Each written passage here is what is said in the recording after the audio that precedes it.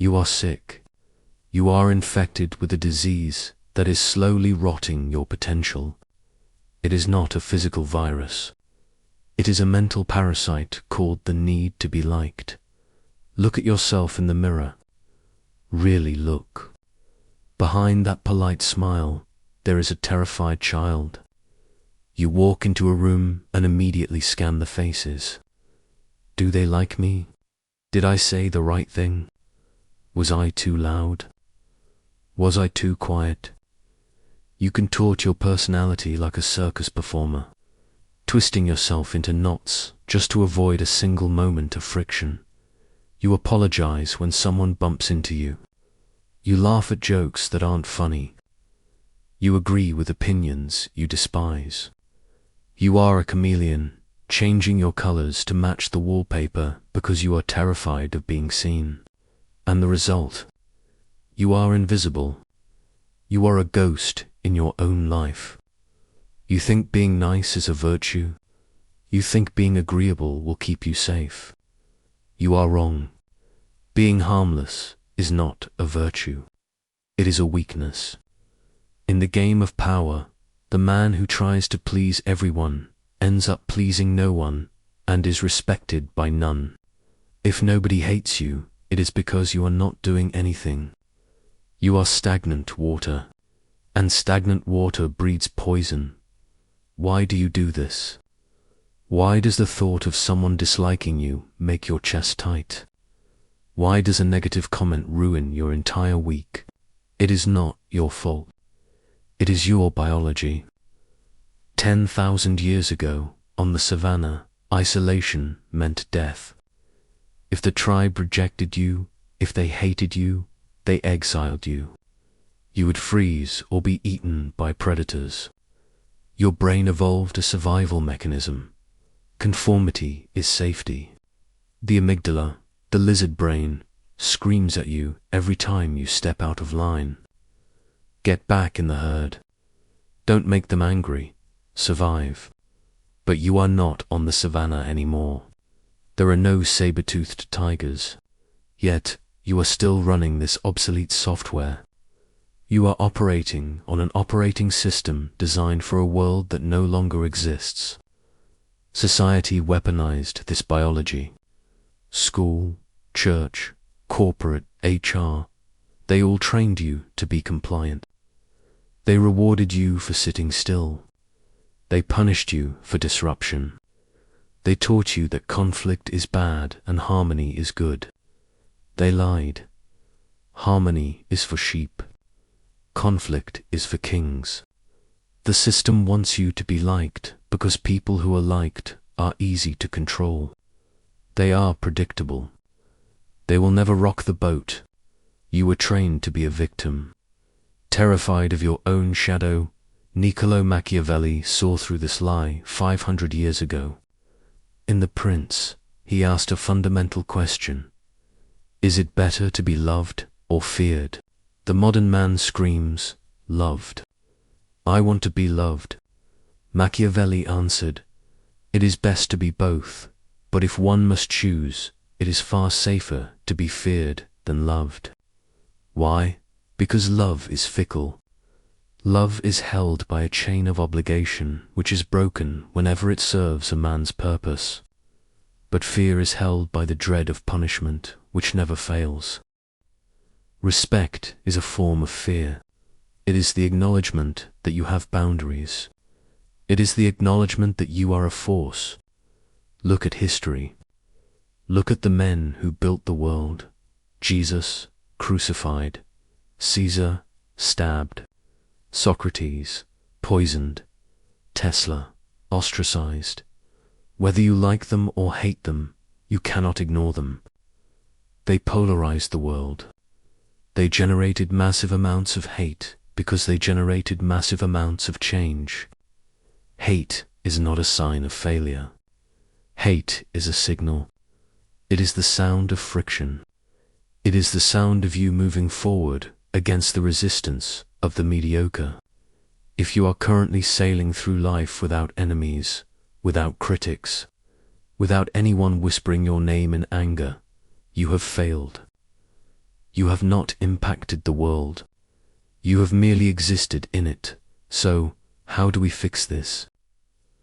How do we take that terrifying biological alarm that screams danger when someone hates you and rewire it to signal victory? You must learn the art of polarization. You must stop filtering yourself.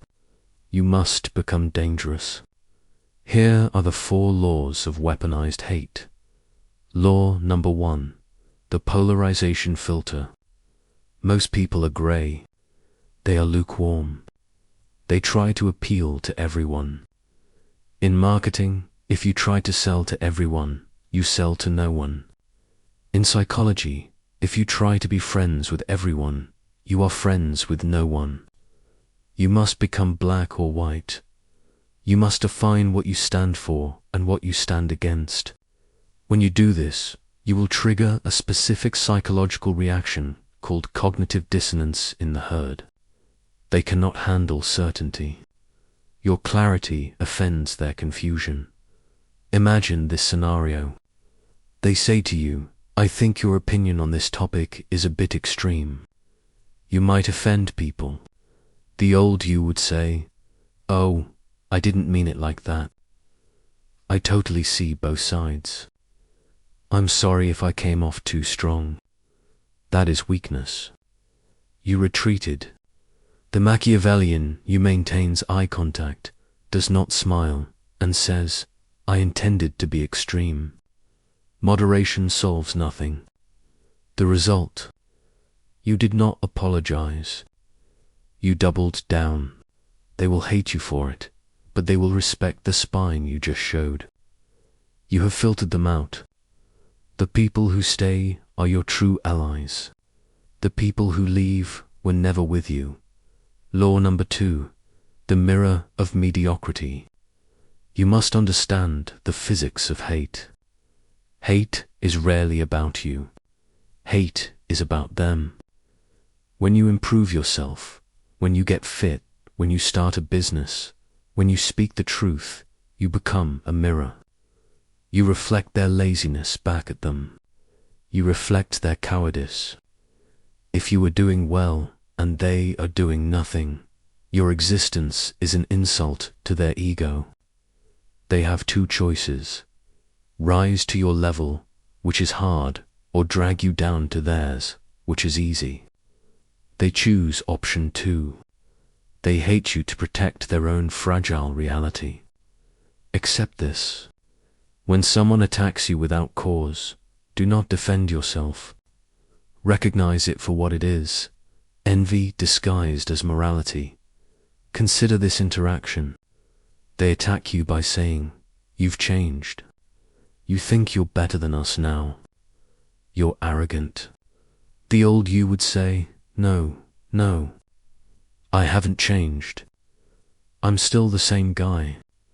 Let me buy the next round." You are paying a tax to be forgiven for your success. The Machiavellian you says, "I have changed. Why haven't you?" Silence follows. You popped the bubble. You refuse to participate in their shared delusion of mediocrity. Law number 3, the no without explanation. The pleaser always explains, "I can't come because my car broke down and my mom needs help," and you are begging for permission to have boundaries. You are handing them the keys to your time and asking them to validate your excuse. The sovereign man does not explain. Explanations are for subordinates. The king does not explain to the peasant why he is raising taxes. He simply decrees. When you stop explaining, you generate mystery. You generate power. And yes, you generate hate. People hate boundaries because they want access to your resources. Deny them. They demand your time. We need you to stay late tonight to fix this error. It's really important. The old you says, I actually have a thing, but I guess I can move it. Is it okay if I leave a bit early tomorrow? The Machiavellian you simply says, I am not available tonight. They ask, why not? You pause for 3 seconds and repeat, I am not available. The result? You established a hard border. They will be angry. They will call you difficult. Good. Let them find someone easier to exploit. Law. Number 4. The status audit. Stop counting your friends. Start counting your enemies. A man is defined by what he opposes. If the corrupt hate you, you are honest. If the lazy hate you, you are hard-working. If the foolish hate you, you are wise. Collect their hate like trophies. It is proof of your vector. It is proof that you are moving in a specific direction. Whenever you feel that pang of anxiety because someone disliked you, perform a status audit. Who is this person?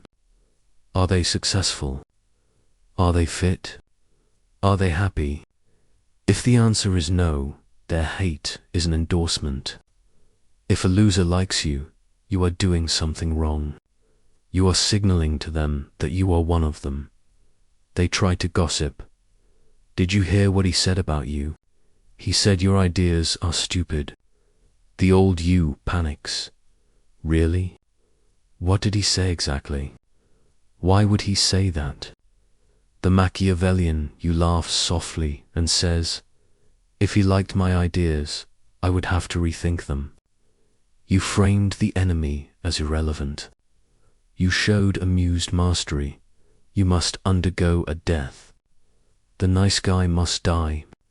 He served you well in childhood, kept you safe from the teachers and the bullies. But now he is a liability. He is a shackle around your ankle. You must birth the villain. I do not mean evil. I mean the character in the story who refuses to compromise his mission for the comfort of others. The character who is willing to burn the village to save the kingdom. You must enter the state of amused mastery. This is the state where you view the social games of others as a comedy. When they try to guilt you, shame you, or hate you, you do not feel anger. You feel amusement. You watch them like a scientist watching ants fight over a crumb. Their hate cannot touch you because you are operating on a different frequency. You are in the void. The void is the place of total self. You do not need their applause to know you are winning. You check your bank account. You check your body fat percentage. You check your reading list. The data validates you. The opinions do not. This path is lonely. When you stop people pleasing, you will lose friends. The parasites will fall off because you are no longer feeding them blood. The manipulators will leave because your buttons no longer work. Let them go. The view from the top of the mountain is lonely, but the air is clean. You can breathe there. Down in the valley, huddled with the sheep for warmth, it is crowded, but it smells of fear and decay. I am not asking you to become a jerk. I am asking you to become real. Real is sharp. Real cuts. If you go through tomorrow and everyone smiles at you, you have wasted a day. You have made no impact. I challenge you. For the next 24 hours, do not apologize unless you actually caused physical harm. Do not explain your no. Do not laugh at a joke that isn't funny. Feel the tension. Feel the heat of their disapproval, and realize that it cannot burn you if you are ready to stop being a sheep and start being the shepherd. If you are ready to collect enemies as proof of your power, subscribe, but only if you can handle the isolation of the throne. The rest of you go back to the herd. They miss you. Your enemies define you.